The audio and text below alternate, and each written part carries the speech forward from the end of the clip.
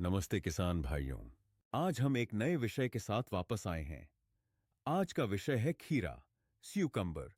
बेहतर पैदावार के लिए सावधानियां, टिप्स और ट्रिक्स जानने के लिए यह वीडियो अंत तक जरूर देखें। एक खेत का चुनाव और जलवायु की आवश्यकता। ऊंचाई। खीरा 1000 से 1800 मीटर की ऊंचाई पर अच्छा उगता है। तापमान 18 डिग्री सेल्सियस से 30 डिग्री सेल्सियस के बीच सबसे उपयुक्त होता है। पाला या बहुत ठंडा मौसम अंकुरण और फल बनने को प्रभावित करता है। धूप 6 से 8 घंटे प्रतिदिन धूप आवश्यक होती है। निकास, ड्रेनेज। अच्छी जल निकासी वाली मिट्टी और ऊंची क्यारियां, रेज्ड बेड्स बनाना जरूरी है ताकि जड़ सड़ने की समस्या न हो।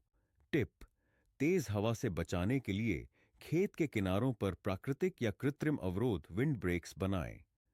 बेहतरीन कृषि उत्पाद और उन्नत बीजों के लिए विजिट करें शुभम ट्रेडर्स, मेन बाजार, कुमारहट्टी, डिस्ट्रिक्ट सोलन, हिमाचल प्रदेश।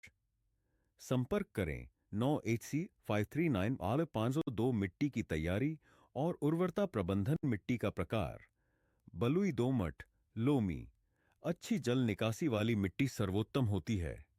पीएच स्तर 5.5 से 7.0 के बीच होना चाहिए। खेत की तैयारी: खेत को 2 से 3 बार जोतें ताकि मिट्टी भुरभुरी हो जाए। 20 से 25 टन प्रति एकड़ गोबर की खाद डालें। 10 से 15 सेंटीमीटर ऊंची क्यारियां बनाकर जल निकासी में सुधार करें। 4. मल्चिंग नमी बनाए रखने और खरपतवार रोकने के लिए पुआल, पत्ते या प्लास्टिक का उपयोग करें।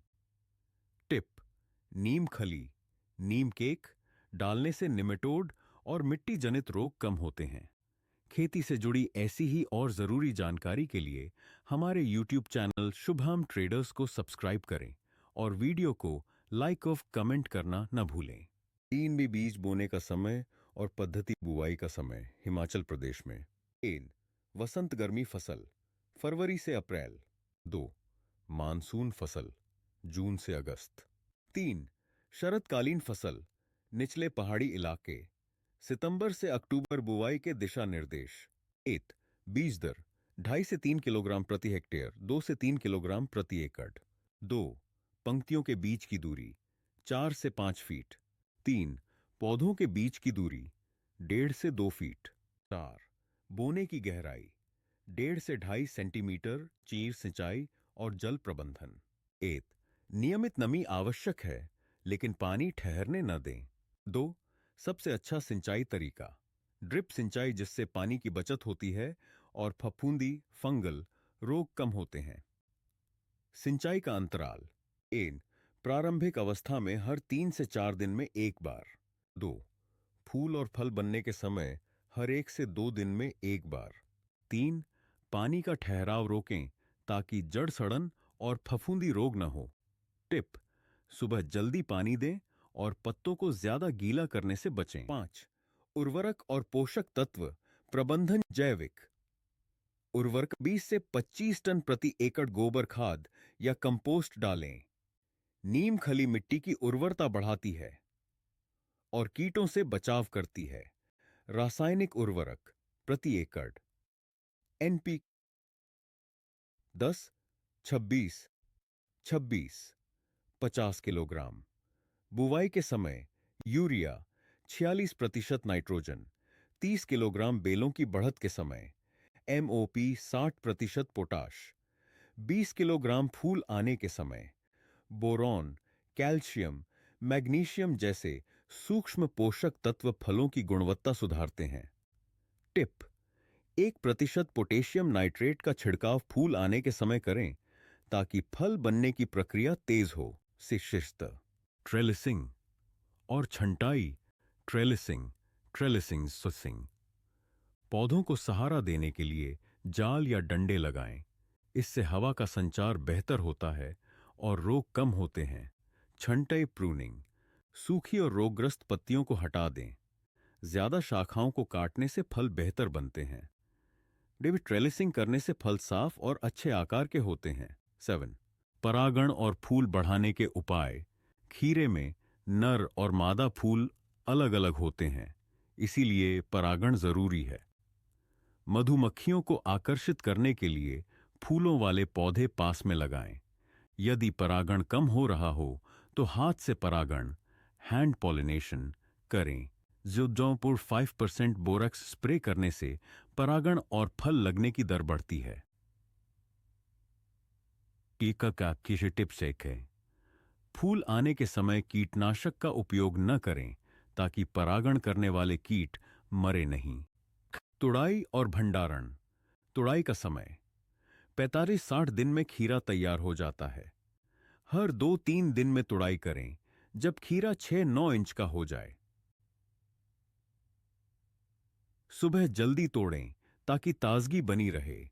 भंडारण तापमान 10-12 डिग्री सी पर रखें ताकि ज्यादा समय तक ताजा रहे। टिप: ये नियमित तुड़ाई करने से पौधा ज्यादा फल देता। बेहतरीन बीज और उर्वरक के लिए विजिट करें शुभम ट्रेडर्स, मेन बाजार, कुमारहट्टी, डिस्ट्रिक्ट सोलन, हिमाचल प्रदेश। खरपतवार और रोग नियंत्रण। हाथ से निराई गुड़ाई या मल्चिंग करके खरपतवार कम करें। आम कीट और नियंत्रण। Aphids, white fly, thrips. नीम तेल 2%, वे इमिडाक्लोप्रिड, ये 0.3 मिलीलीटर प्रति लीटर। वे fruit borer bacillus thuringiensis B30 pheromone trap. हम बीमारियां और नियंत्रण। पाउडरी मिल्ड्यू, एरिसिफे चिचोराचरुम, स्फेरोथिका फुलिजिनिया। यह फफूंद जनित रोग है जो पत्तियों, तनों और फलों पर सफेद पाउडर जैसा परत बनाता है। यह पौधों में प्रकाश संश्लेषण को बाधित करता है और उपज को कम करता है। नियंत्रण: वेटेबल सल्फर 0.3%, इंडोफिल सुल्टाफ, सल्फर 80% WG, रिगेंटा थियोविड जेट, सल्फर 80% WG, डोर्सोजू। डाउनरी मिल्ड्यू, स्यूडोपेरोनोस्पोरा क्यूबेंसिस।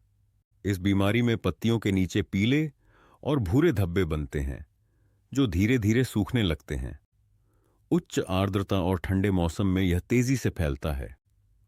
नियंत्रण: metalaxyl, Ridomil gold 0.2%, Indofil M45, मैनकोजिब 75% VP तथा रिलोमिल, मेटालेक्सिल 8% प्लस मैनकोजिब 64% का 3। एंथ्रैक्नोज, कोलेटोट्रिचुम लैगिनारियम। यह पत्तों और फलों पर गहरे भूरे या काले धब्बे बनाता है जिससे पौधे कमजोर हो जाते हैं, फल सड़ने लगते हैं और उनकी गुणवत्ता खराब हो जाती है। नियंत्रण: ऑक्सीक्लोराइड 0.3%, एंडोफिल कॉपर ऑक्सीक्लोराइड 50% WP तथा कोसाइड 3000 और कॉपर हाइड्रोक्साइड भी 6.1% VG। 4. बैक्टीरियल विल्ट रॉल्स्टोनिया सोलानासियरम। यह मिट्टी में रहने वाले जीवाणु के कारण होता है जो जड़ प्रणाली में प्रवेश कर पौधे के पानी और पोषक तत्वों के प्रवाह को अवरुद्ध कर देता है। संक्रमित पौधे अचानक मुरझाने लगते हैं और कुछ दिनों में मर जाते हैं।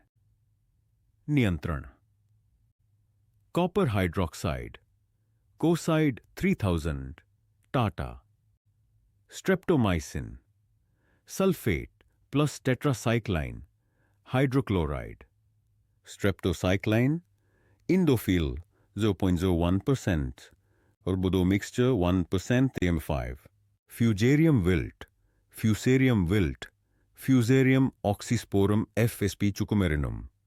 यह मिट्टी में रहने वाली फफूंद के कारण होता है जो पौधे की जड़ों से प्रवेश करके पानी और पोषक तत्वों के प्रवाह को बाधित कर देता है। प्रभावित पौधे पीले पड़ने लगते हैं, मुरझाते हैं और धीरे धीरे मर जाते हैं।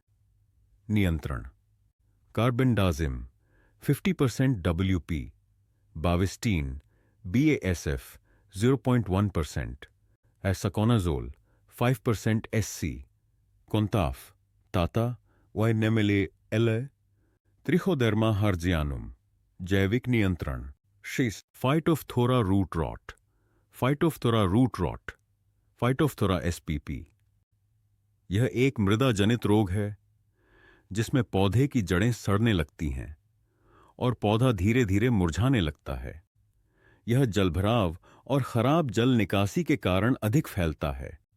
नियंत्रण: मेटालैक्सिल 8%, ब्लस मैनकोजेब 64% बुपी, रेडोमिल गोल्ड, सिंजेंटा, डूगी एल, मिडफोसेटिलियल 80% WP, Aliette Bayer 2.5 GL, trichoderma हर्जियनम जैविक उपचार।